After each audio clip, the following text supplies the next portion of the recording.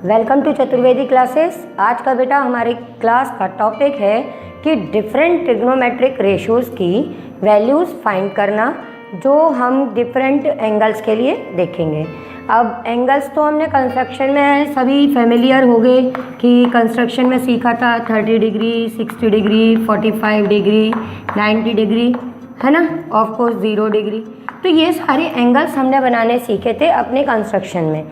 आज हम लोग सीखेंगे कि इन डिफरेंट एंगल्स के लिए जो हमारे ट्रिग्नोमेट्रिक रेशियोज़ हैं उनकी वैल्यूज़ क्या होती है। तो इसके लिए हमको सबसे ज़्यादा इम्पोर्टेंट रहता है ट्रिग्नोमेट्रिक टेबल की।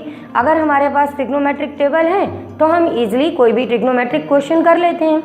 पर बात यह है कि अगर मैं डायरेक्ट तुम लोगों को बेटा ये सिखा दूं कि ट्रिग्नोमेट्रिक टेबल ऐसे बनती है, ऐसे बना लेना, ऐसे वैल्यूज़ याद कर लेना, तुम लोग सोचोगे कि क्यों, ऐसे क्यों, हम क्यों मान लें कि sin 30 की वैल्यू क्या होती है, sin 45 की वैल्यू ये होती है।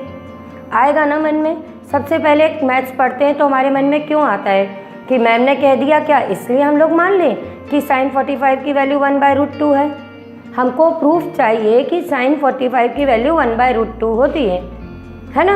ये सबसे पहला कन्फ्यूज़न है। तो टेबल बेटा अपन बाद में बनाएंगे, पहले उस चीज़ का प्रूफ लेते हैं कि ये वैल्यूज़ कहाँ से आती हैं, कैसे निकाली जाती हैं।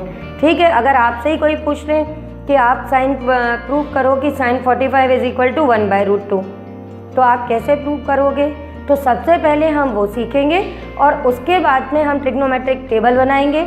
उसके बाद मैं आपको यूनिट सर्कल की एक थ्योरी दूंगी, जिससे आपको ये टेबल भी अगर याद ना रहे तो भी आप किसी भी ट्रिग्नोमेट्रिक रेशियो की वैल्यू फाइंड कर सकते हो। ठीक है बेटा, समझ में आ गया। आज की क्लास में सबसे पहले हम सारे ट्रिग्नोमेट्रिक रेशियोज़ के लिए वैल्यूज़ फाइंड करेंगे, ठीक है, इन एंगल्स के विद रिस्पेक्ट में। उसके बाद में हम ट्रिग्नोमेट्रिक टेबल बनाएंगे। उसके बाद में हम यूनिट सर्कल से इसी टेबल को किस तरह से एग्जीक्यूट कर सकते हैं वो सीखेंगे। क्लियर? चलो अब अपना काम शुरू करते हैं। और इसके साथ साथ एक दो चीज़ें और तुम लोग को याद दिला दूं कि अगर तुम लोग ने प्रीवियस लेक्चर अच्छे से देखे हैं ना, फिर भी एक बार रिवाइज कर लो बेटा। क्या होता है कई बार कि हमको याद नहीं रहे, तो ये एक रिलेशन हम लोग ने सीखा है कि tan थीटा हमारा किसके इक्वल होता है, sin theta upon cos theta. इस थ्योरी को बेटा यहाँ पर हम लोग यूज़ करेंगे। इसके साथ साथ हमने देखा था कि हमारा sec थीटा cos थीटा का रेसिप्रोकल होता है और कोसेक थीटा साइन थीटा का रेसिप्रोकल होता है, और कॉट थीटा हम दो तरह से फाइंड करते हैं, एक तो tan थीटा का रेसिप्रोकल की तरह, और इसके अलावा हम अगर इसको in terms of sine and cos कहते हैं तो ये आपका होता है बेटा cos theta upon sine theta. ठीक है, ये जो अपनी पुरानी थ्योरी है आज इसका भी यूज़ करेंगे अपनी ट्रिग्नोमेट्रिक रेशियोज़ की वैल्यूज़ फाइंड करने में। क्लियर? चलो, तो अब मैं जैसे कह रही थी कि जैसे अगर हमको कोई एंगल मालूम, ये हम लोग ने अभी तक पढ़ा था, ये भी एक बार देख लो कि अगर हमारे पास एक राइट ट्राइंगल है और इसकी साइड्स अपने पास में गिवन है, ये इन तीनों में से कोई भी, तो इसके लिए अगर हमसे कहा जाता कि साइन सी की वैल्यू निकालो तो हम लोग डायरेक्ट निकाल देते हैं कि AB अपॉन AC, क्योंकि हमें मालूम है साइन थीटा की वैल्यू परपेंडिकुलर अपॉन हाइपोटेन्यूज से निकाल देते हैं। पर अगर अपने पास में साइड्स का रेशियो ना दिया गया हो और हमसे यहाँ पर ये एंगल गिवन हो कि ये एंगल आपका 45 डिग्री है, 30 डिग्री है, 60 डिग्री है, तो आप वैल्यू कैसे फाइंड करोगे जबकि आपके पास में साइड्स का रेशियो नहीं दिया है। ठीक है, तो आज हम इसी चीज़ का काम करेंगे और कैसे करेंगे वो सीखेंगे।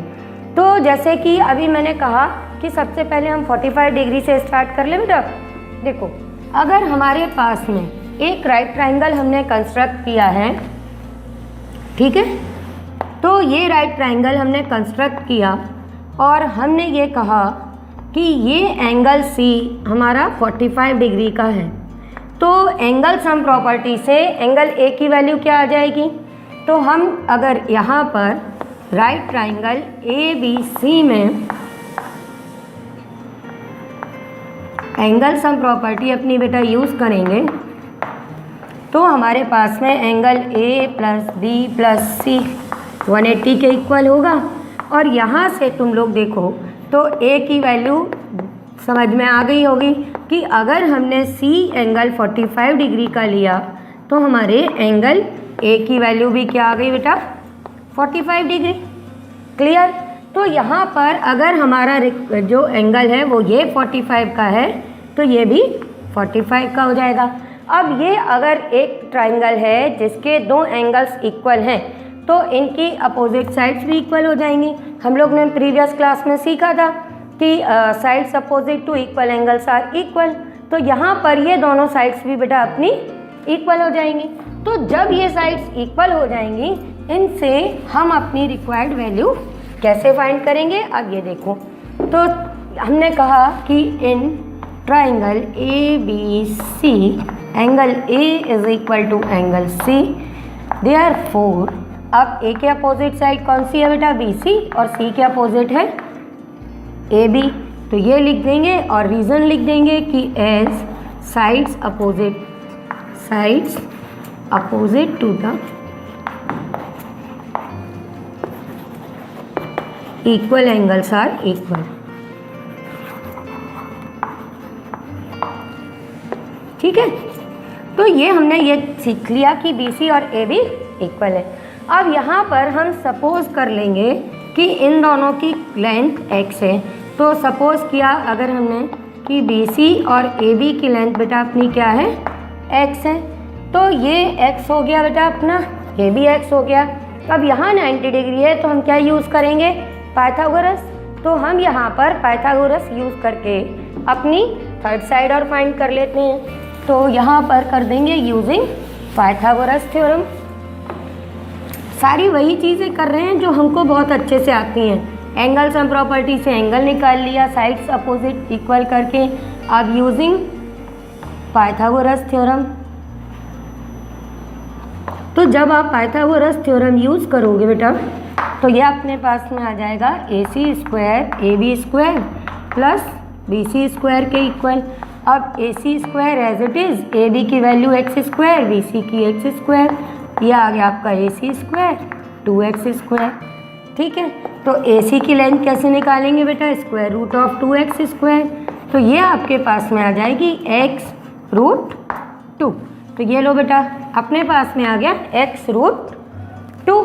अब हमको क्या करना है, सिंपल सा काम। अब हम किसी भी ट्रिग्नोमेट्रिक रेशो की वैल्यू फाइंड कर सकते हैं अगर हमको ये ट्राइंगल बनाना आ जाए। वैसे मैंने पूरा तुम लोगों को काफ़ी एक्सप्लेन करने की वजह से इतने तरह से बताया है, एक एक छोटी छोटी चीज़ एक्सप्लेन की है। पर अगर आपको सब चीज़ें समझ में आ जाएंगी जैसे अभी, तो आप एग्ज़ाम में या अपना कहीं भी किसी भी रेशो को फाइंड करना है तो सिंपल से एक आइसोसेलेस ट्राइंगल बनाना। आइसोसेलेस ट्राइंगल में आपको मालूम है कि अगर ये दोनों साइड्स इक्वल हैं तो ये x रूट 2 आ जाता है। ठीक है, तो ये जब अपने पास में x रूट 2 आ जाएगा तो हम सारे ट्रिग्नोमेट्रिक रेशोज़ कैसे फाइंड करेंगे। देखो साइन थीटा अपने को मालूम है कि वो क्या होता है अपना p/h मीन्स साइड, आप लोग को याद होगा side opposite to the angle, opposite to the angle जो भी अपना रिक्वायर्ड एंगल होता है ना, और डिवाइडेड बाय द हाइपोटेन्यूज। तो अब यहाँ पर अगर हम एंगल C के विद रिस्पेक्ट देखते हैं तो साइन C की वैल्यू हमारी क्या आएगी बेटा, यहाँ पर इसके अपोजिट साइड क्या है बेटा AB, तो ये आएगा AB डिवाइडेड बाय AC। अब साइन C पर हमारा एंगल क्या बन रहा है बेटा 45, तो हमने लिख दिया 45, AB की value x divided by x root 2, cancel कर दो और ये साइन 45 आपके पास में आ गया 1/√2। ठीक है, अभी इन्हीं वैल्यूज़ से हम अपनी टेबल जो बनाएंगे तो उसमें सेम वैल्यूज़ आएंगी। पर अगर हमको कहीं प्रूव करने के लिए आएगा कि आप प्रूव करके दिखाओ कि साइन 45 की वैल्यू 1/√2 है, तो हम उसको इस तरह से प्रूव करेंगे। ठीक है, अब बाकी अगर अपने पास में साइन 45 की जगह कॉस 45, टेन 45, सेक 45 कोई भी वैल्यू निकालने के लिए आएगी तो हम यहाँ तक का काम सेम करेंगे। मीन्स हम अपना पहले ट्राइंगल बनाएंगे, उसमें पाइथागोरस लगाएंगे, एंगल सम प्रॉपर्टी लगाएंगे और उसके बाद में उस जिस ट्रिग्नोमेट्रिक रेशियो की वैल्यू फाइंड करनी है उसका हम यहाँ पर फॉर्मूला लिख देंगे और सॉल्व कर देंगे। जैसे कि अगर यहाँ पर साइन थीटा की जगह हम कॉस थीटा की वैल्यू निकालते हैं, मीन्स कॉस 45 की, तो कॉस 45 क्या होता है बेटा अपना बेस अपॉन हाइपोटेन्यूज, तो ये आ जाता है अपना BC अपॉन AC, तो ये भी आ जाता है x अपॉन x√2। अब हमने इसको कैंसिल किया तो ये cos 45 की भी वैल्यू बेटा अपने पास में क्या आ गई, cos 45 भी आ गया अपने पास में 1/√2। क्लियर, देखो कितनी आसानी से निकालते जा रहे हैं। अब आपको चाहिए tan 45, तो tan थीटा क्या होता है परपेंडिकुलर अपॉन बेस, तो आप यहाँ पर tan 45 की वैल्यू निकाल सकते हो। परपेंडिकुलर हमने लिया AB, बेस ले लिया BC, अभी आ गया x अपॉन x, कैंसिल कर दिया 1, tan 45 भी निकाल लिया। आप यहाँ से जितने भी हमारे ट्रिग्नोमेट्रिक रेशियोज होते हैं किसी की भी वैल्यू निकाल सकते हो, अगर आपको ये ट्राइंगल बनाना आ जाए तो। क्लियर हो गया बेटा। 45 से रिलेटेड कोई भी ट्रिग्नोमेट्रिक रेशियो अगर हम निकाल रहे हैं तो उनको निकालने के लिए सिर्फ और सिर्फ इतना सा ट्राइंगल बनाना आना चाहिए। ये ट्राइंगल अगर तुम लोगों ने अच्छे से समझ लिया तो अगर तुम टेबल बनाने में कहीं भूल भी रहे हो या कोई वैल्यू निकालने में दिक्कत आ रही है तो इससे आप फटाफट कर लोगे। चलो अब इसके बाद में हम अगला सीखेंगे 30 डिग्री एंड 60 डिग्री के लिए कि 30 डिग्री और 60 डिग्री की वैल्यूज़ कैसे निकाली जाएंगी। तो वो दोनों बेटा एक साथ एक ही उसमें सीख लेंगे हम एक ट्राइंगल में। हम क्या करते हैं इसके लिए सबसे पहले एक इक्विलेटरल ट्राइंगल फॉर्म करते हैं। क्यों करते हैं, क्योंकि हमको 60 डिग्री की ज़रूरत है। तो हम जानते हैं कि इक्विलेटरल ट्राइंगल का ईच एंगल 60 डिग्री का होता है, तो ये भी 60, ये भी 60 और ये भी 60 का है। ठीक है, तो इसके लिए हमको क्या याद रखना है कि हमको एक इक्विलेटरल ट्राइंगल फॉर्म करना है। अब ट्रिग्नोमेट्रिक रेशियोज तो केवल हमारे कहाँ राइट ट्राइंगल्स में ही काम करते हैं, है ना, कि सारी ट्रिग्नोमेट्रिक रेशियोज की थ्योरी राइट ट्राइंगल्स में है। तो हम यहाँ पर राइट ट्राइंगल फॉर्म करने के लिए हमारे किसी भी वर्टेक्स से अपोजिट साइड के ऊपर परपेंडिकुलर ड्रॉ कर देते हैं। तो ये परपेंडिकुलर ड्रॉ कर देते हैं, ये पॉइंट D है, तो इससे बेटा अपने पास में राइट ट्राइंगल मिल जाता है। अब ये राइट ट्राइंगल मिल जाएगा तो इसमें से अब हम किस तरह से अपनी वैल्यूज़ निकालेंगे 30 डिग्री के विद रिस्पेक्ट और 60 डिग्री के विद रिस्पेक्ट। उसके लिए क्या करना है, उसके लिए केवल इतना काम करना है, हमको सबसे पहले ट्राइंगल ADB और ADC को कॉन्ग्रुएंट करना है। कॉन्ग्रुएंसी तो ध्यान है ना, हमने प्रीवियस क्लास में अच्छे से पढ़ी थी कि दो ट्राइंगल्स हैं, कॉन्ग्रुएंट करना है मीन्स उनके कोई भी 3 कॉरस्पॉन्डिंग पार्ट्स को हम इक्वल कर देंगे तो ट्राइंगल्स कॉन्ग्रुएंट हो जाएंगे। अब यहाँ पर ध्यान से देखो तो 3 पार्ट्स में से एक तो एंगल B और C इक्वल है बेटा, ईच 60 डिग्री के हैं। अगर हम इसको एंगल 1 और इसको एंगल 2 लिख दें तो ये दोनों अपने 90 डिग्री के हैं और ये साइड अपनी बेटा कॉमन है। तो बाय एंगल साइड आपके ट्राइंगल्स कॉन्ग्रुएंट हो जाएंगे। बहुत छोटा सा काम है और उसको कॉन्ग्रुएंट करने से अपने पास में ये एंगल इस एंगल के इक्वल हो जाएगा बाय CPCT और BD की लेंथ DC के इक्वल हो जाएगी। आप समझ पा रहे हो? ठीक है, चलो मैं लिख के और बता देती हूँ। सबसे पहला काम हम लोग क्या करेंगे, सबसे पहले हम ड्रॉ करेंगे ट्राइंगल एंड इक्विलेटरल ट्राइंगल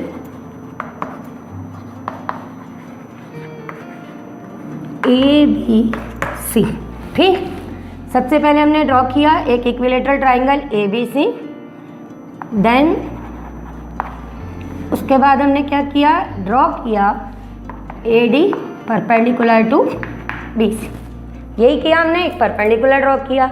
इसके बाद में हमने दोनों ट्राइंगल्स को कॉन्ग्रुएंट किया। नाउ इन ट्राइंगल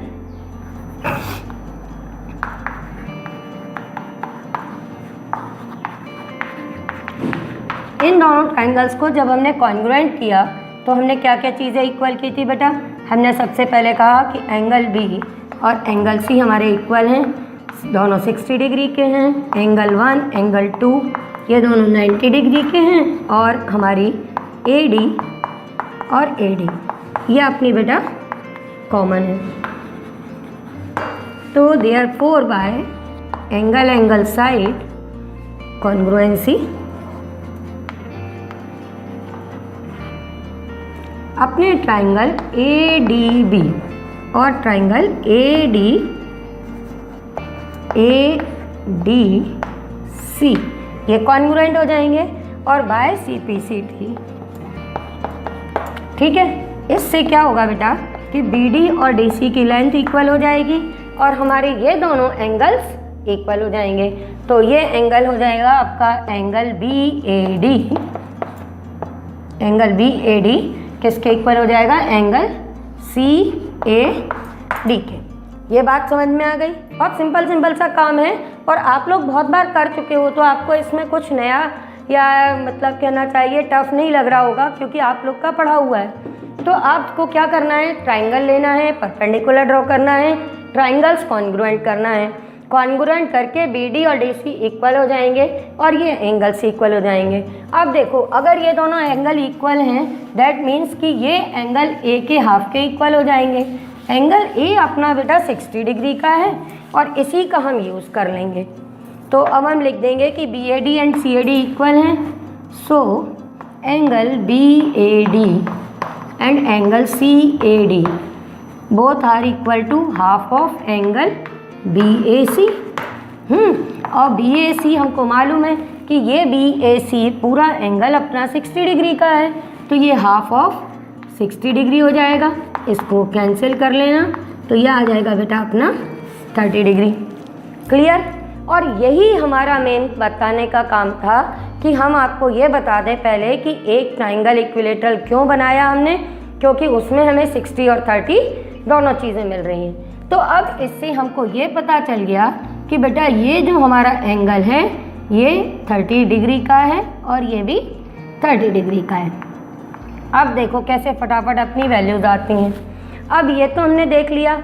अब हमने बोला कि ABC, देखो ABC हमारा क्या है, मैं लिखती जा रही हूँ जिससे आप लोग समझते चलो।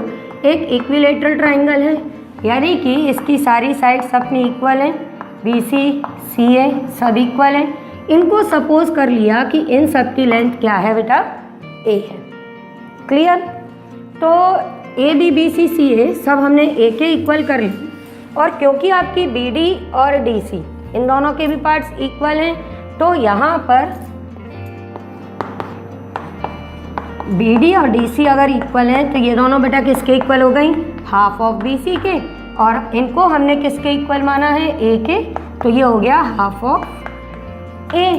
तो यहाँ से हमारे पास में वैल्यू आ गई कि BD और DC A के हाफ के इक्वल हो जाएंगी। इसमें तो कोई दिक्कत नहीं है। देखो ट्राइंगल अपना इक्विलेटरल ट्राइंगल है, तो सारी साइड्स इक्वल होंगी। इनको इक्वल में हमने A लिख दिया, मीन्स ये हमने सपोज कर दिया। तो अगर ये A है और ये पार्ट इसके इक्वल है, मीन्स ये इसका मिड पॉइंट है, तो जब यहाँ से यहाँ तक टोटल लेंथ A है तो ये लेंथ बेटा इसकी हाफ हो जाएगी, A/2। बात समझ में आ गई? तो जब ये लेंथ अपनी A/2 आ जाएंगी तो हमको ये अपना राइट ट्राइंगल जो यूज़ करना है ये वाला बेटा, तो इसकी हमको ये साइड मालूम चल गई कि ये A/2 है, ये मालूम है A है। अब अगर अपने को बस ये हाइट या हाइपोटेन्यूज या परपेंडिकुलर मिल जाता है तो हमारा काम कंप्लीट हो जाएगा। अब ये कैसे निकालोगे? सिंपल सा काम, पाइथागोरस यूज़ करके। तो अब यहाँ पर पाइथागोरस यूज़ कर लेंगे हम लोग और काम कंप्लीट। फिर तो हम देखो अभी हमने देखा था कि एक बार हमारे पास में ट्राइंगल में सारी वैल्यूज़ मिल जाएं तो हम उसको ईजिली कर पाते हैं। तो ये तुम लोगों को बताने के लिए कि ये A/2 होता है, मैंने सब चीज़ें कॉन्ग्रुएंट करके शो करके बता दी हैं। अब अपने को केवल इतने से पार्ट का काम है जिसमें हमें मालूम है ये एंगल 60 है, ये एंगल 30 है, मीन्स ये वाला पार्ट बेटा, ये जो हमने ADB इसके सेपरेट कर लिया इतना सा पार्ट। अब जो हमारे को सारे के सारे ट्रिग्नोमेट्रिक रेशियोज फाइंड करने में यूज़ करना है। ठीक है, तो ये अपने पास में ये जो अपना ABD है ये यहाँ पे सीधा अपना, तो यहाँ पर बेटा सबसे पहले मैंने कहा था कि ये परपेंडिकुलर की लेंथ फाइंड करनी है। तो अब अपन लिख देंगे कि यूजिंग पाइथागोरस,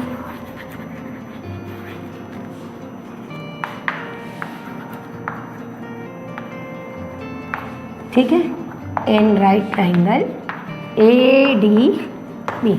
अब जब तुम करोगे तो फटाफट से ये वैल्यूज़ आ जाएंगी कि A B square A D square plus B D square के इक्वल है। ये तो सबको आती है पाइथागोरस, इसमें तो कोई बड़ा काम है नहीं। ए डी स्क्वायर की लेंथ फाइंड करनी है बेटा, बी डी अपनी a/2 है और ये हमने इसको सॉल्व कर दिया। ये a स्क्वायर बाय 4 इधर ले आओ, एलसीएम लोगे 4 a स्क्वायर, ठीक है।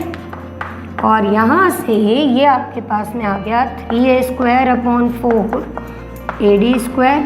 अब देखो यहाँ पर इसका रूट ले लेंगे तो ये ad की वैल्यू क्या आ जाएगी, रूट 3a स्क्वायर बाय 4, तो ये आपका आ गया 3 रूट a√3 अपॉन 2।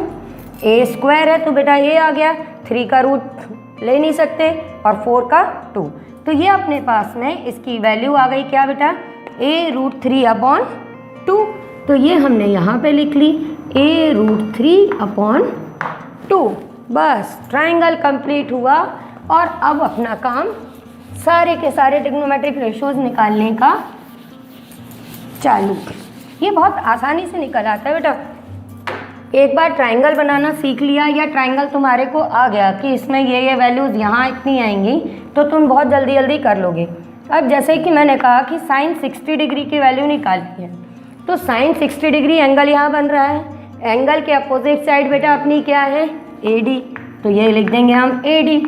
और यहाँ पर हाइपोटेन्यूज तो AB है। अब AD की लेंथ क्या आई बेटा अपनी, a√3 अपॉन 2 और AB की लेंथ थी A, ये कैंसिल कर दिया और लो बेटा आ गई वैल्यू साइन 60 √3/2। अब तुमको cos 60 चाहिए तो cos 60 के लिए क्या करोगे, बेस BD है, हाइपोटेन्यूज AB है। अब इसको सॉल्व करना तो ये a/2 अपॉन A कैंसिल कर दो 1/2। देखो निकल रही है फटाफट। सिर्फ इतनी सी चीज़ अगर समझ में आ जाए कि ये ट्राइंगल कैसे फॉर्म करना है तो फिर हम आराम से बेटा किसी भी ट्रिग्नोमेट्रिक रेशियो की वैल्यू फाइंड कर सकते हैं। क्लियर? चलो अब ये हो गई 60 डिग्री की बात। अब आप कहोगे कि आपने तो कहा था 30 डिग्री के भी इसी से वैल्यूज़ निकलेंगी, तो अब वो 30 डिग्री की वैल्यूज़ कैसे निकालेंगे, तो चलो अब वो भी देख लो। अगर हमको साइन 30 की वैल्यू निकालनी है, ठीक बेटा, तो साइन 30 की वैल्यू के लिए 30 डिग्री अपना बेटा यहाँ बना है, तो ये 30 डिग्री है तो इसके लिए अपोजिट साइड क्या हो गई, BD। तो जब आप साइन 30 निकालोगे तो ये क्या आएगी, BD अपॉन AB। अब BD की लेंथ है a/2, AB है A और ये कैंसिल किया, ये आ गया 1/2। तो देखो ये हमने क्या देख लिया कि हम लोग ने अपने प्रीवियस लेक्चर में क्या देखा था कि कॉस की जो इन्वेंशन हुआ था वो कॉम्प्लीमेंट ऑफ साइन के फॉर्म में हुआ था। और यहाँ भी आप देख सकते हो कि जो वैल्यू साइन 30 की आ रही है वही वैल्यू कॉस 60 की आ रही है। मीन्स साइन और कॉस कॉम्प्लीमेंट्री है। कॉम्प्लीमेंट्री तो समझ में आता है ना, ये 30 ये 60 दोनों का सम 90 डिग्री। तो एक इसी चीज़ को यहाँ पर भी हम वेरीफाई भी कर सकते हैं कि जो हमारे एंगल्स हैं उनका कॉम्प्लीमेंट्री एंगल जो हमने बताया था स्टार्टिंग में इंट्रोडक्शन में, वो चीज़ किस तरह से वेरीफाई होगी। तो ये हमने देख लिया साइन 30, ऐसे ही कॉस 30, टेन 30 या साइन 60 कॉस 60 हम निकाल सकते हैं। क्लियर हो गया बेटा? आप लोग निकाल के देखना, अगर कोई दिक्कत आए तो आप मुझे व्हाट्सएप कर देना, वीडियो के एंड में मेरा नंबर है ना बेटा। चलो अब ये तो सारी की सारी वैल्यूज़ निकालना हमने सीख लिया। अब जल्दी से 0 और 90 डिग्री के बारे में भी देख लो। 0 और 90 डिग्री के बारे में अगर हम बात करें तो देखो ये अपना राइट ट्राइंगल होता है ABC। अब मैंने ये कहा कि ये एंगल कितने भी डिग्री का है, मान लिया अभी हम लोग ने ये 60 डिग्री का है, हमको यहाँ पर पॉइंट C पर 0 डिग्री का एंगल जैसे चाहिए, तो क्या होगा, ये एंगल अपन धीरे धीरे कम करेंगे। तो ये 60 से मान लेते हैं अपन 45 रह गया, फिर उसके बाद में और कम करेंगे और कम करेंगे और कम करेंगे। तो उससे क्या होगा, ये जो हमारा A है वो धीरे धीरे हमारा A नीचे की ओर शिफ्ट होता जाएगा। जैसे जैसे एंगल हमारा छोटा होता जाएगा वैसे वैसे ये ए शिफ्ट होता जाएगा। और जब एंगल एग्जैक्टली 0 डिग्री पर आएगा तो ये ए इस बी के साथ में कोइंसाइड कर जाएगा। बी और ए ये दोनों अपने सेम पॉइंट पे आ जाएंगे।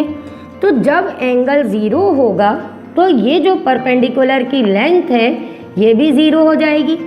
तो अगर हम साइन 0 निकालेंगे तो यहाँ पर अपोजिट साइड की लेंथ तो 0 है, तो ये 0 हो जाएगी। और हाइपोटेन्यूस ये जो AC है, ये देखो और एक बार समझा देती हूँ, ये BC है, ये पॉइंट A है। तो जैसे जैसे एंगल छोटा होता जा रहा है ये नीचे नीचे B पे आ गया।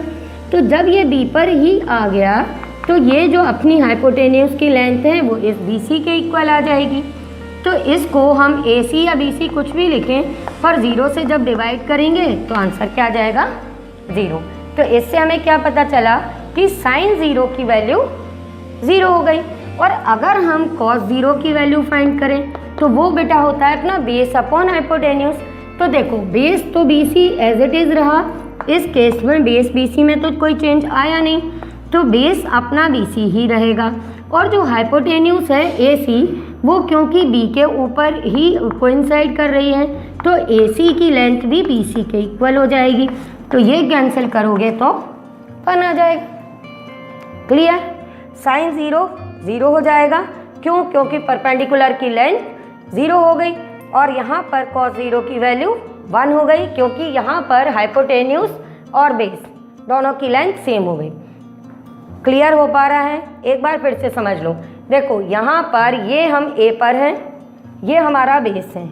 अब हम जैसे जैसे एंगल कम करते जाएंगे तो ये अपना धीरे धीरे नीचे आता जाएगा और नीचे आएगा और नीचे आएगा और नीचे। और 0 डिग्री के टाइम पर ये जो मेरा A है जिसको अपन अभी अपने हैंड के साथ में रिलेट कर पा रहे हैं, तो ये एंगल जैसे धीरे धीरे कम हुआ ये बिल्कुल 0 डिग्री पर इस B के साथ में कोइंसाइड कर गया। जब ये कोइंसाइड कर गया तो यहाँ पर जो हाइपोटेन्यूस की लेंथ थी वो इस BC के इक्वल आ गई।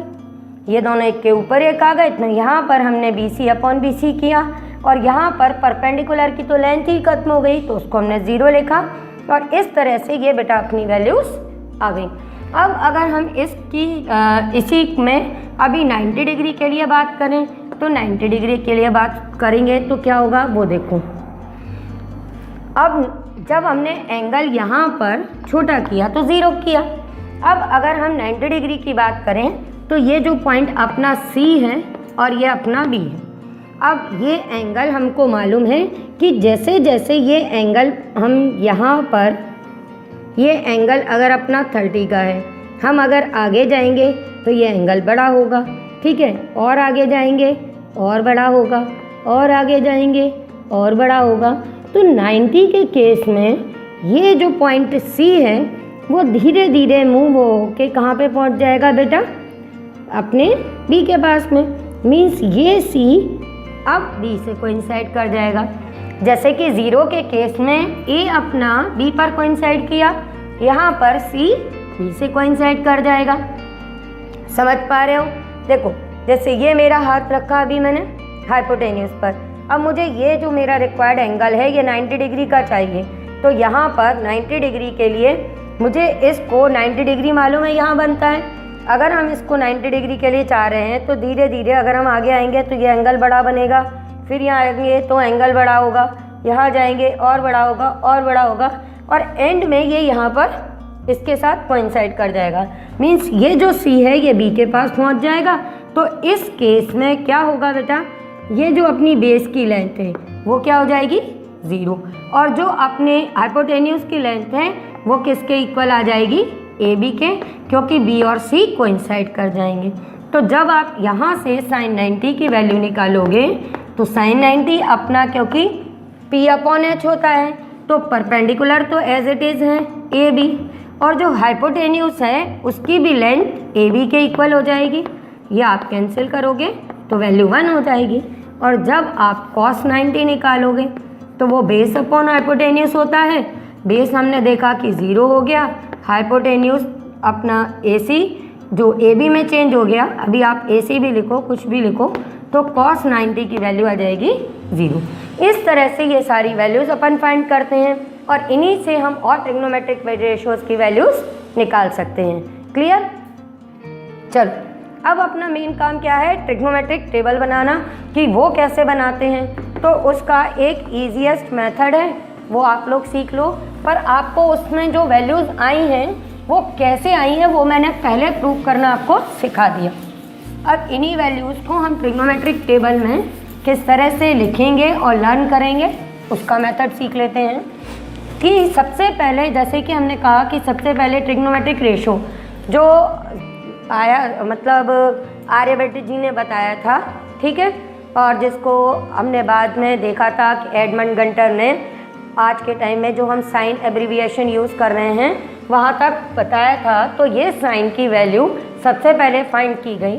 तो वो किस तरह से फाइंड की गई कि हमने कहा कि अगर हमारा एंगल 0 डिग्री है, 30 डिग्री है, 45 है, 60 है एंड 90 है, तो इनके लिए साइन की वैल्यूज़ क्या होंगे? तो साइन की वैल्यू निकालने के लिए एक इजी मेथड है कि आप यहाँ से काउंटिंग स्टार्ट करो 0 से। 0, 1, 2, 3 एंड 4। अब ये 4 है हाईएस्ट नंबर, तो इन सभी वैल्यूज़ को 4 से आप डिवाइड कर दो। ठीक है, डिवाइड करने के बाद जहाँ कैंसिल हो रहे हैं वहाँ कैंसिल कर दो आप। और ये जितने भी आपके पास में अब वैल्यूज़ हैं इन सभी का स्क्वायर रूट फाइंड करो। तो ये जो आप स्क्वायर रूट फाइंड करेंगे ये एक्चुअल में साइन की वैल्यूज़ होंगी। कि साइन 0 डिग्री के लिए वैल्यू क्या मिल गई बेटा?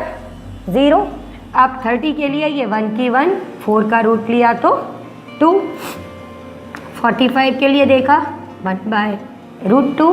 60 के लिए 3/2। देखो 1 का तो 1 ही रहेगा, 2 का रूट लोगे तो √2, 3 का रूट ले नहीं सकते प्राइम नंबर तो √3, 4 का 2 और 1 का 1।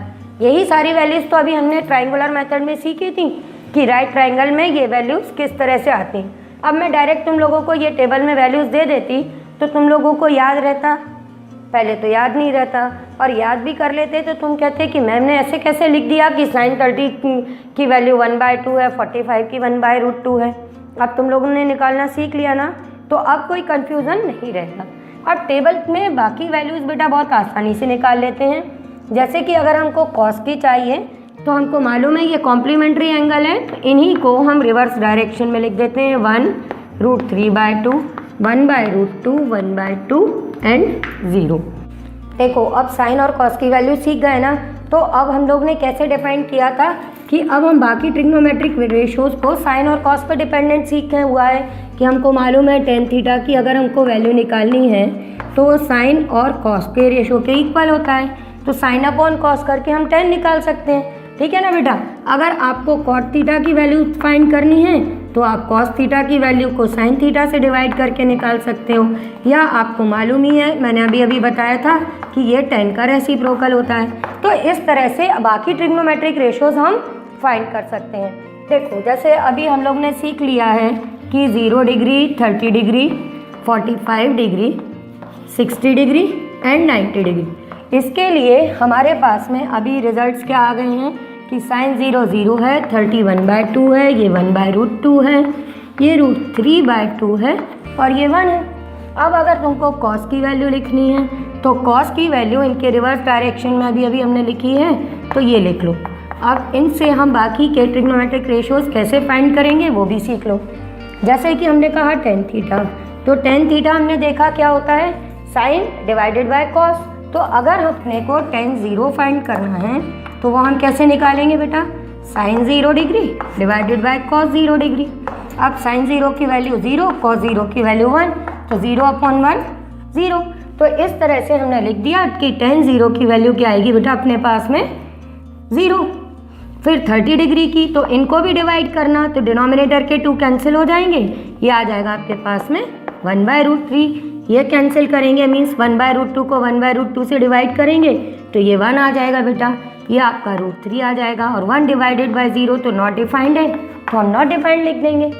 अब कॉट को हम जानते हैं कि ये क्या होता है, कॉम्प्लीमेंट ऑफ टेंजेंट, मीन्स इनको आप रिवर्स डायरेक्शन में लिख दो तो ये तुम्हारी टेबल आगे की तैयार हो गई। ठीक है। अब इसके बाद में निकालते हैं अपन सेक का। क्यों सेक क्या चीज़ होती है? सेक याद है सबको? अभी मैंने स्टार्टिंग में भी बताया है कि सेक अपना जो होता है वो कॉस थीटा का, सेक थीटा कॉस थीटा का रेसिप्रोकल होता है। तो यहाँ पर जब आप रेसिप्रोकल ऑफ कॉस निकालोगे तो ये बेटा क्या आएगा 1/1, तो ये हो जाएगा आपका 1। ये आप रेसिप्रोकल लोगे तो √3/2 का रेसिप्रोकल 2/√3 होगा, तो यहाँ हम 2/√3 लिख देंगे। 1/√2 का बेटा √2/1, केवल √2 लिख देना, यहाँ 2। अब यहाँ पर 0/1 का 1/0, तो वो फिर से नॉट डिफाइंड आ जाएगा। और जैसा कि हम लोग को मालूम है कि ये हमारा कोसेक जो होता है वो सेक का कॉम्प्लीमेंट है, तो अब हम इनको रिवर्स डायरेक्शन में लिख देंगे, तो बेटा अपना ये भी काम आ जाएगा। ठीक है, इस तरह से ये सारी की सारी वैल्यूज़ जो अभी हमने फाइंड करना सीखी थी वो हमने सारी की सारी टेबुलेट कर ली। जनरली टेबल्स याद नहीं रहती हैं अपने को, तो इसीलिए मैंने आपको बता दिया कि किस तरह से हम सारी वैल्यूज़ फाइंड करेंगे। आपको दोनों तरह से बता दिया, उनका प्रूफ निकालना भी बता दिया, और टेबल किस तरह से कंस्ट्रक्ट होती है वो भी सिखा दिया बेटा। अब एक बार आप लोग जल्दी से एक चीज़ और सीख लो, वो है यूनिट सर्कल मेथड, जिससे हम ये देख पाएंगे कि जैसे जैसे साइन की वैल्यूज़ हमने देखा था अभी 0 से लेके 1 तक अपनी देखी थी कि साइन 0 पर 0 है और 90 पे 1 है। मीन्स जैसे जैसे एंगल बढ़ता गया वैसे वैसे साइन की वैल्यूज़ बढ़ती जाती हैं। अब इस चीज़ को हम कैसे एक्सप्लेन करेंगे? यहाँ पर देखो, मान लो कि ये एक सर्कल है, ये अपना एक सर्कल है जिसका कि हमने इस तरह से चूज़ किया है कि इसका रेडियस हमारा 1 है। मीन्स ये O से लेके P तक का जो पॉइंट है ये रेडियस 1 है। तो आप इसकी सर्कमफेरेंस पे कोई भी पॉइंट लेते हो बेटा, तो आपके सभी जितने भी आप पॉइंट्स लेंगे और सेंटर से ज्वाइन करेंगे तो आपको मालूम है ये सभी रेडियस होंगे। अगर हम पॉइंट Q लें, R लें, S लें, T लें, कोई भी पॉइंट लें, तो ये सभी सर्कमफेरेंस के पॉइंट है और सेंटर से ज्वाइन किया तो ये सभी रेडियस हैं, तो इन सभी की लेंथ तो 1 ही आएगी ना बेटा।